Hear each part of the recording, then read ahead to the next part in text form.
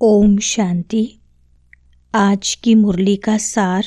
मीठे बच्चे, तुम अभी पढ़ाई पढ़ रहे हो। यह पढ़ाई है पतित से पावन बनने की। तुम्हें यह पढ़ना और पढ़ाना है। प्रश्न है, दुनिया में कौन सा ज्ञान होते हुए भी अज्ञान अंधियारा है? उत्तर है माया का ज्ञान, जिससे विनाश होता है। मून तक जाते हैं। यह ज्ञान बहुत है, लेकिन नई दुनिया और पुरानी दुनिया का ज्ञान किसी के पास नहीं है। सब अज्ञान अंधियारे में हैं।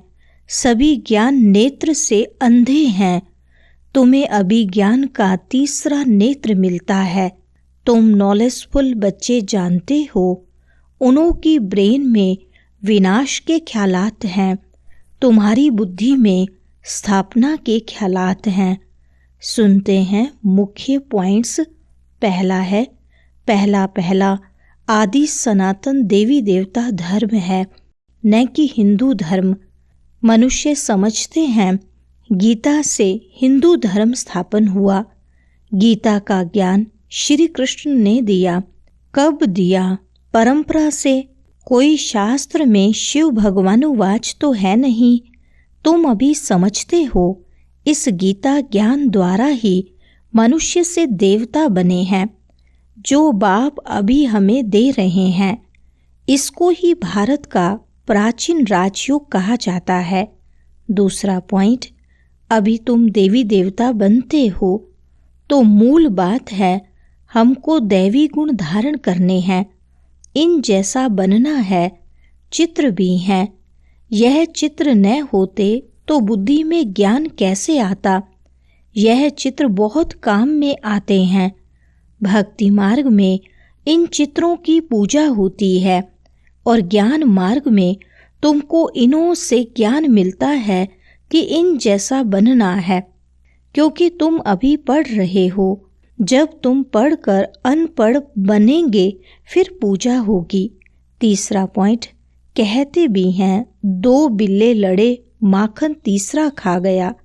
कहानी तो छोटी है, परंतु खेल कितना बड़ा है। नाम इन्हों का ही बाला है। इन द्वारा ही विनाश की नूंद है। कोई तो निमित्त बनता है ना। क्रिश्चियंस लोग समझते हैं पैराडाइज था, पर हम नहीं थे। इस्लामी बोधी भी नहीं थे। फिर भी क्रिश्चियंस लोगों की समझ अच्छी है। भारतवासी कहते हैं देवी देवता धर्म लाखों वर्ष पहले था, तो बुद्धू ठहरे ना। बाप भारत में ही आते हैं। जो महान बेसमझ हैं, उन्हें ही महान ते महान समझदार बनाते हैं। चौथा पॉइंट, भारत में खास कन्याओं को कितना नमन करते हैं। मेल से ज़्यादा फीमेल को नमन करते हैं, क्योंकि इस समय ज्ञान अमृत पहले इन माताओं को मिलता है। बाप इनमें प्रवेश करते हैं। यह भी समझते हो, यह ज्ञान की बड़ी नदी है। वह तो ब्रह्म को ईश्वर कह देते हैं, इसलिए ब्रह्मपुत्रा को पावन समझते हैं। यहाँ सागर और ब्रह्मा नदी का मेल है। फिर बाद में मनुष्य इस आधार पर शास्त्र आदि बनाते हैं। अभी तुम सोजरे में आए हो। पांचवा पॉइंट, यह पढ़ाई पतितों को पावन बनाने की है। तुम जानते हो, हमको जो ऐसा बनाते हैं उनकी पूजा होगी। फिर हमारी भी पूजा नंबरवार होगी। फिर गिरते गिरते 5 तत्वों की भी पूजा करने लग पड़ते हैं। 5 तत्वों की पूजा माना पतित शरीर की पूजा। यह बुद्धि में ज्ञान है कि इन लक्ष्मी नारायण का सारे सृष्टि पर राज्य था। इन देवी देवताओं ने राज्य कैसे और कब पाया, यह किसको पता नहीं है। लाखों वर्ष कह देते हैं। लाखों वर्ष की बात तो किसकी बुद्धि में बैठ न सके, इसलिए कह देते यह परंपरा से चला आता है। छठा पॉइंट, भक्ति के पुस्तक कितने ढेर के ढेर हैं। ज्ञान का पुस्तक एक है। एक ज्ञान सागर की पुस्तक एक ही होनी चाहिए। जो भी धर्म स्थापन करते हैं उनका पुस्तक भी एक ही होता है, जिसको रिलीजियस बुक कहा जाता है। पहली रिलीजियस बुक है गीता। पहला आदि सनातन देवी देवता धर्म है, न कि हिंदू धर्म। मनुष्य समझते हैं गीता से हिंदू धर्म स्थापन हुआ। 7वां पॉइंट, वतन में भोग लगाकर जल्दी वापस आ जाना चाहिए। तुम्ही से खाऊं, तुम्ही से बैठूं, यह यहाँ के लिए है, ऊपर में कैसे होगा। बाकी वैकुंठ में जाकर देवी देवताओं आदि का साक्षात्कार करना, यह सब फालतू है। इसमें बहुत महीन बुद्धि चाहिए। 8वां पॉइंट, वह है सभी आत्माओं का बाप। यह फिर है सभी मनुष्य आत्माओं का बेहद का बाप। नाम ही है प्रजापिता ब्रह्मा। ब्रह्मा, विष्णु, शंकर, इन तीनों का बाप कोई होगा ना। अल्लाह और बे की पढ़ाई कौन पढ़ाते हैं? गीता का ज्ञान किसने सुनाया? श्री कृष्ण को तो भगवान कहा नहीं जाता, वह तो देहधारी है, ताजधारी है।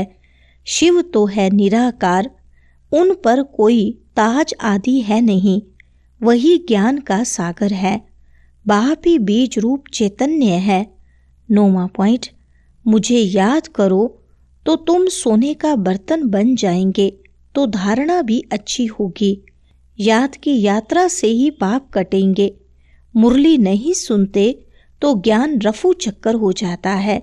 बाप तो रहमदिल होने के नाते उठने की ही युक्ति बतलाते हैं, अंत तक भी सिखलाते ही रहेंगे।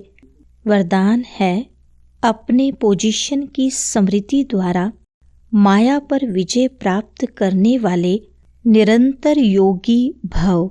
विस्तार है, जैसे स्थूल पोजीशन वाले अपनी पोजीशन को कभी भूलते नहीं, ऐसे आपका पोजीशन है मास्टर सर्वशक्तिमान।